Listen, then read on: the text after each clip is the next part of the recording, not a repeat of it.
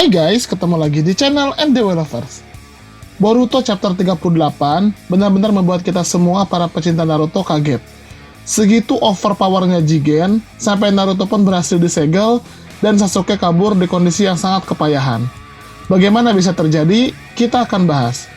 Tapi sebelum lanjut, jangan lupa untuk klik tombol subscribe bagi yang belum subscribe, dan klik tombol like serta share video ini di semua sosmed teman-teman. Oke, kita akan bahas sekarang. Let's check it out. Bisa dikatakan, pertarungan Jigen melawan Naruto dan Sasuke tergolong pertarungan cepat tapi efektif.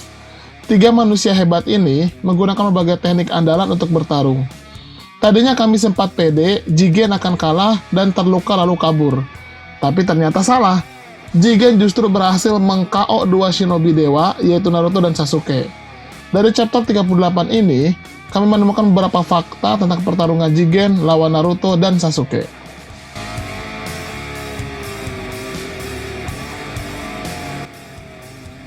Fakta pertama ini sulit kami terima.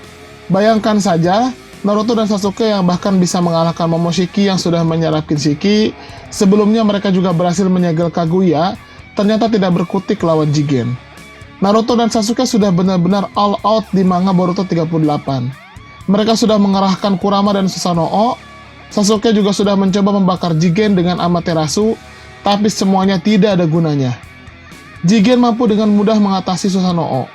Begitu dibakar dengan Amaterasu, dia tinggal menyerap santai api hitam tersebut ke dalam tubuhnya, dan yang buat kami kaget, Jigen bisa mendaratkan tendangan pada Naruto dan Sasuke yang sudah dilindungi mode Kurama dan Susanoo. Kami rasa Jigen mengecilkan dulu badannya, lalu dia masuk ke dalam selubung cakra keduanya dan menendang mereka. Jigen meladani Naruto dan Sasuke sampai keduanya mencapai limit. Mungkin bagi Sasuke, kami bisa terima jika dia mencapai limitnya karena dia tidak memiliki cakra biju. Tapi Naruto yang memiliki cakra Kurama dan juga cakra para biju lain dan Sage mode, rasanya sangat sulit kami terima jika dia bisa kelelahan dan kehabisan cakra. Setelah kami kulik-kulik, ternyata kelelahan di sini bagi Naruto bukan karena kehabisan cakra, tapi karena beberapa kali Naruto dihantam oleh tongkat hitam Jigen, di mana tongkat itu selain bisa menyerap cakra, juga bisa merusak alur cakra dalam tubuh.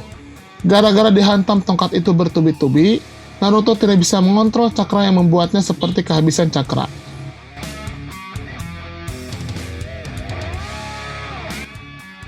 Pada akhirnya, Sasuke yang terluka parah bisa kembali ke Konoha. Walaupun ketika kembali ke Konoha pun, dia pasti akan sangat terluka.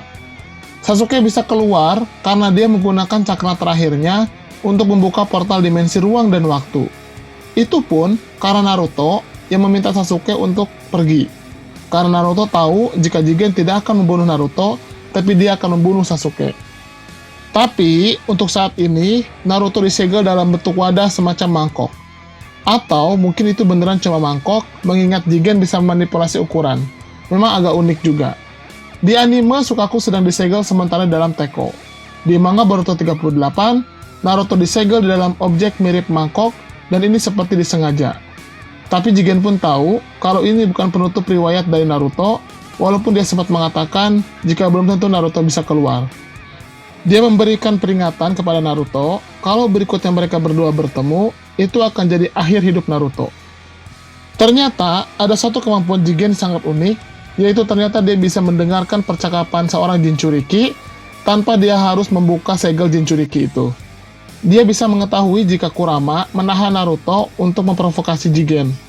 Dia juga bisa mendengarkan jika bahwa Kurama ternyata cukup pintar dan dia memang tidak terlalu berminat kepada Naruto. Kami rasa sepertinya itu adalah pengaruh dari tongkat hitam yang tidak hanya bisa mengganggu aliran cakra, tapi juga bisa membuka jalur komunikasi antara Jigen dengan alam bawah sadar orang yang terkena tongkat hitam itu. Jigen sepertinya juga sudah memperhitungkan jika akan terjadi pertarungan kedua antara dia dengan Naruto dan Sasuke. Berhubung Naruto disegel, tangan palsu untuk Kawaki pun tidak lagi bekerja di Konoha. Ini membuat Kawaki menyadari pasti terjadi sesuatu kepada sang Hokage. Disegelnya Naruto di dimensi Jigen akan mengakibatkan ketidakstabilan pada Konoha. Entah kenapa, kami rasa inilah yang dimaksud Kawaki akan membawa Boruto ke tempat Naruto berada. Mungkin Naruto memang tidak mati, tapi dia masih disegel di mangkok Jigen. Sepertinya, Naruto akan hidup di sana dalam kurun waktu yang lama sampai Boruto dewasa. Itulah mungkin alasan mengapa Konoha bisa hancur berantakan karena pelindungnya pun sudah tidak ada.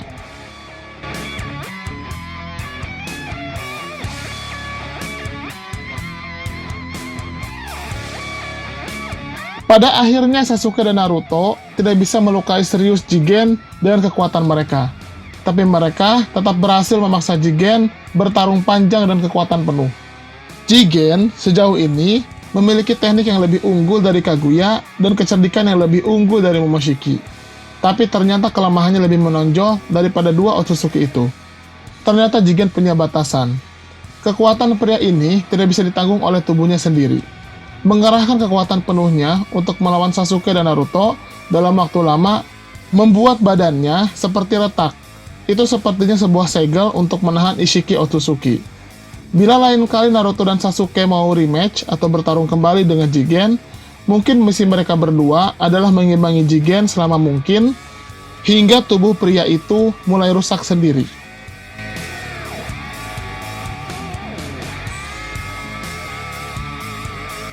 Jadi, inilah nama Otsutsuki pasangan Kaguya. Ternyata benar, Jigen bukanlah seorang Otsutsuki. Memang sih sudah cukup kentara terlihat dari matanya yang bukan salah satu dari 3 dojutsu asli Otsutsuki. Dan ternyata, Jigen adalah wadah bagi Ishiki Otsutsuki. Kami menduga, kekuatan Jigen itu pun semuanya adalah kekuatan Otsutsuki Ishiki. Seperti kita tahu, Otsutsuki Ishiki adalah Otsutsuki yang menjadi pasangan Kaguya datang ke bumi. Tapi mengapa dia tidak datang bersama dengan Kaguya ketika pertama kali turun ke bumi? Kami rasa Otsutsuki ini mungkin saja melakukan misi di dimensi lain, atau mungkin di planet lain. Tapi sepertinya dia tidak berseberangan dengan Kaguya, berbeda dengan Momoshiki, Kinshiki, dan Urashiki. Mungkin saja Ishiki memang membiarkan Kaguya menjaga pohon Shinju di bumi, dan ketika dia mengetahui Kaguya disegel anak-anaknya, Ishiki sepertinya memilih untuk menunggu sampai dia bisa bergerak. Yang masih dipertanyakan, bagaimana ceritanya dia bisa masuk ke tubuh Jigen? Apakah dia dikalahkan oleh Jigen? Jika kita lihat bagaimana karma didapatkan saat ini, hanya ada 2 cara. Yaitu pertama, mengalahkan seorang Otsutsuki. Bukan menyegelnya ya, kalau menyegel tidak akan mendapatkan segel karma. Seperti Kaguya misalnya. Kaguya tidak mati, tapi dia hanya disegel oleh Naruto dan Sasuke. Dan yang kedua adalah mendapatkan karma dari karma yang ditransfer. Seperti ketika Jigen mentransfer karma kepada Kawaki. Berarti, Jigen harusnya mendapatkan karma karena dia sudah mengalahkan Ishiki Otsutsuki, sehingga dia mendapatkan segel itu. Yang pasti, Ishiki berbicara dengan Jigen karena dia mencemooh Jigen. Karena Jigen ternyata dirinya sangat lemah dan terluka parah setelah bertarung dengan Naruto dan Sasuke. Jigen pun mengatakan harus segera mengambil Kawaki kembali untuk dijadikan wadah baru bagi Ishiki Otsutsuki. Sepertinya, hubungan Ishiki Otsutsuki saat ini dengan Jigen seperti layaknya Biju dengan Jinchurikinya, di mana dia belum bisa keluar lagi, tapi baru bisa mengontrol Jigen saja. Mungkin nantinya, dia juga akan masuk ke tubuh Kawaki dan mengontrol Kawaki sehingga Kawaki pun menghancurkan Konoha dan bertarung dengan Boruto.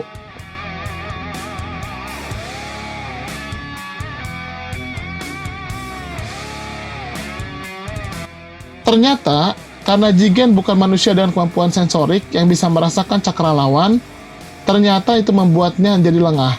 Buktinya, ketika Sasuke sampai ke dimensi miliknya, atau mungkin milik Ishiki Otsutsuki, Jigen tidak tahu jika Sasuke mengintip dan mendapatkan informasi ketika Jigen masuk ke ruangan tempat Jubi atau ekor 10 berada.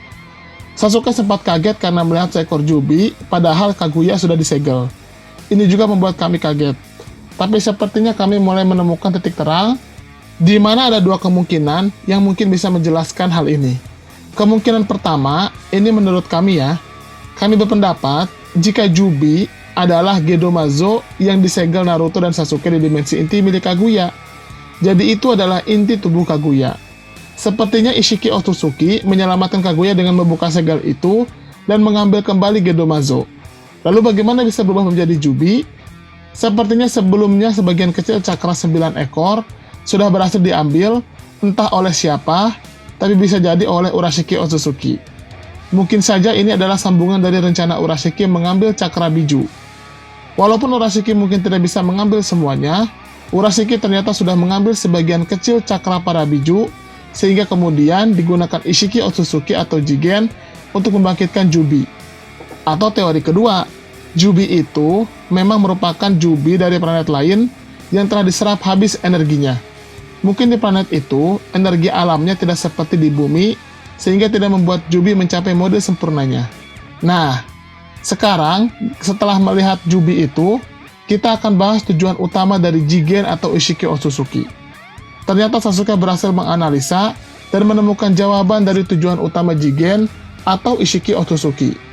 Ternyata, mereka akan menggunakan Jubi untuk menyerap habis energi yang ada di bumi.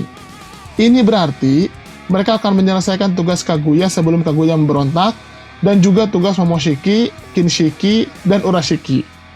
Memang, Jubi ini bisa menyerap cakra alam dalam jumlah besar sampai tidak terbatas.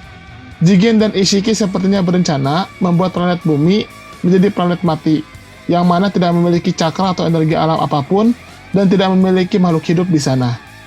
Itulah 5 fakta chapter 38 Boruto. Bagaimana menurut teman-teman? Silahkan berikan komentarnya di kolom komentar kami. Terima kasih.